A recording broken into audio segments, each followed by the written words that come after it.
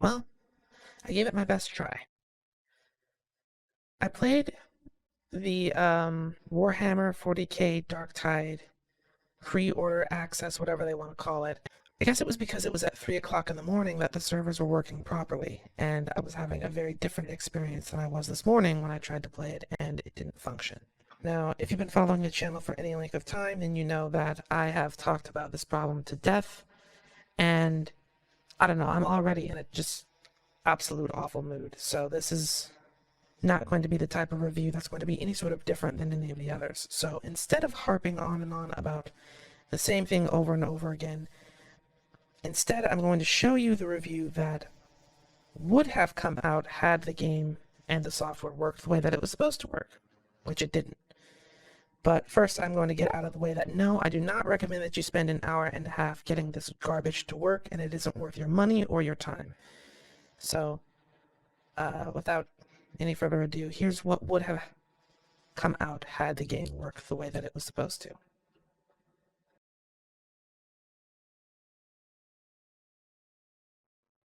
Warhammer games are usually always pretty hit or miss.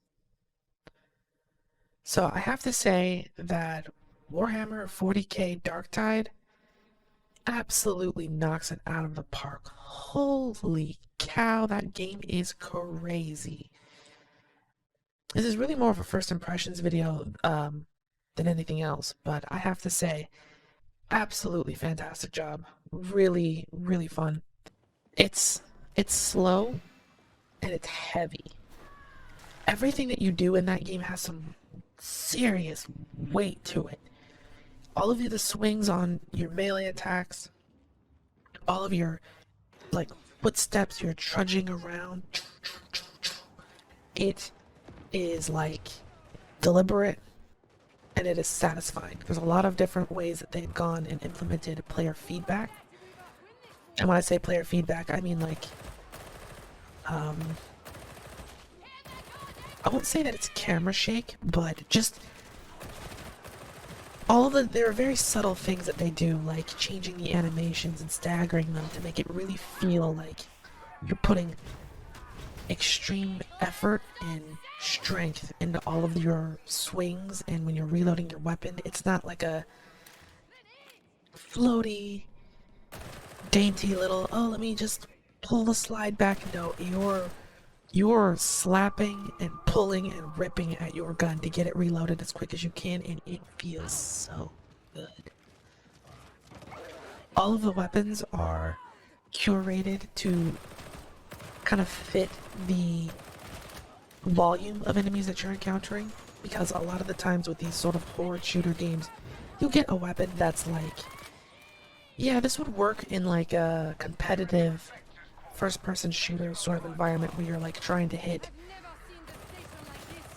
fewer targets, but when you're firing into a horde, it's not so effective. No, there's none of that here.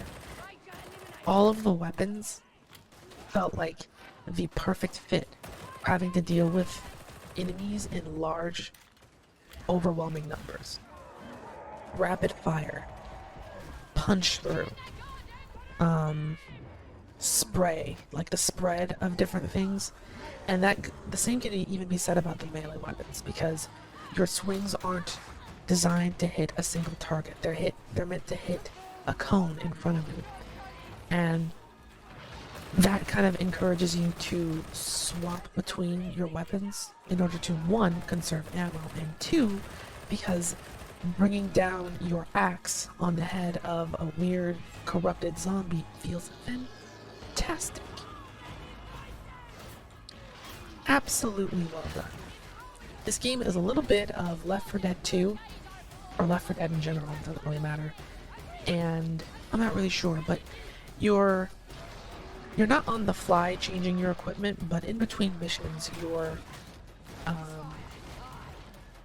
changing between different variants of guns, and each of the guns that you pick up have different modifiers to them. So even if you pick up a gun that has essentially the same type, you're probably going to want it because it does higher base damage and whatever else is attached to it.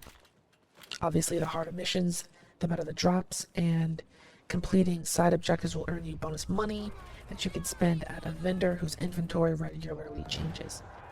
The environments that I've been able to see so far are a little bit on the samey side, but they they do something relatively interesting because you're more or less always fighting a large horde of corrupted zombie enemy type things, as well as a mix of like corrupted soldiers and ogres and monsters and things.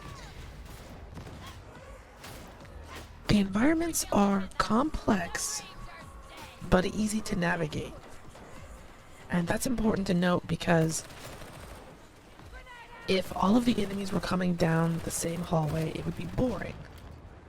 You look down a hallway, a swarm of enemies is there, and you shoot until they're all dead.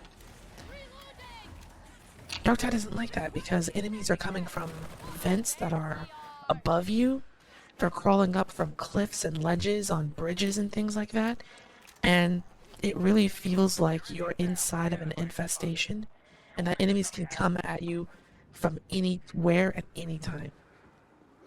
So even if you're going through an area for the second or third time, it still has this level of suspense to it because the enemies might not necessarily come from the same place that they came from the last time you were here. And that's one of the key ways that they can kind of breathe new life into the environments, but I'm not too concerned about it because I know that they're going to vary it up as you go. And as they add more content to this game, which I know they're going to do, the environments are going to get different. So it's not going to, hopefully, I say this with no real basis other than the fact that Vermintide 2 has tons and tons of content and is now a game that's over 120 gigabytes big or something like that. But I have confidence in them. While I was watching footage of the closed beta, I had a little bit of concern when it came to the voice lines and how frequently that they played. I was a bit worried that, you know, after about a half hour of playing, I'd be pretty much sick and tired of everything that the characters had to say. But they actually don't play that frequently. It's not that often. I still have a feeling that eventually they are going to wear on me thin.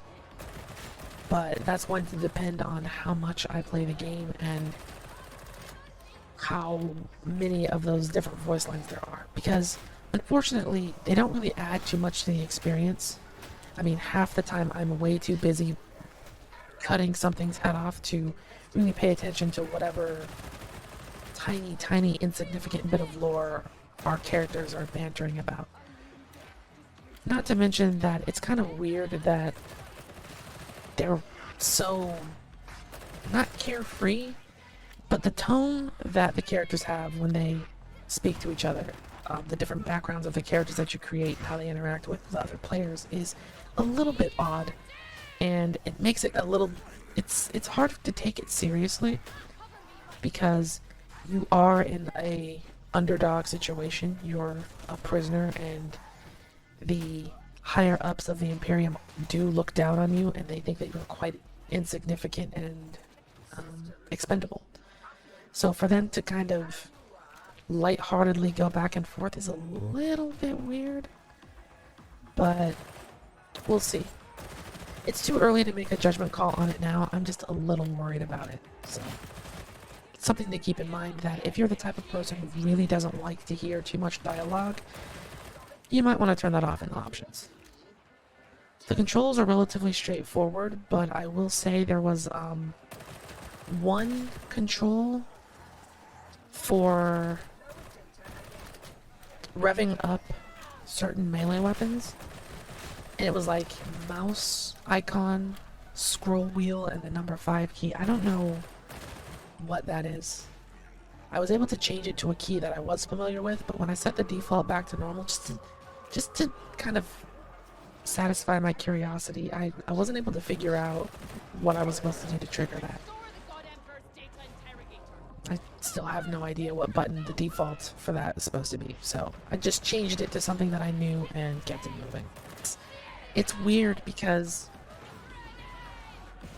The only thing that I think is missing is an extreme lack of cosmetics, which, if they treat this game like they treated Vermintide 2, is a problem that's going to solve itself over time. I'm not too familiar with the Warhammer series, unfortunately. I have reached out and asked a couple of questions, but it's one of those. It's not even a series. It's one of those mediums, like it's kind of like Dungeons and Dragons, except on jet fuel. It's ridiculous and very hard to get like a good grasp over. But this was easy fun, and I cannot wait to sink some more time into this game. So yeah, those were my impressions after the one and only session that actually worked. Past me was really excited to spend some more time with this, but my request for a refund was accepted, so that's not going to happen. But if you have more patience than me and you aren't burned out on terrible live service experiences, then you might actually have fun with this. I'm still processing my feelings over it because I really, really needed this game to work, and it really, really does not. So, yeah, that's going to do it for me. I will hunt for something else. Hopefully, the next thing that I try is actually functional. But we'll see when we get to it. Anyway, let me know what you think down in the comments below, and I will see you all later. Thanks for watching, and yeah, bye.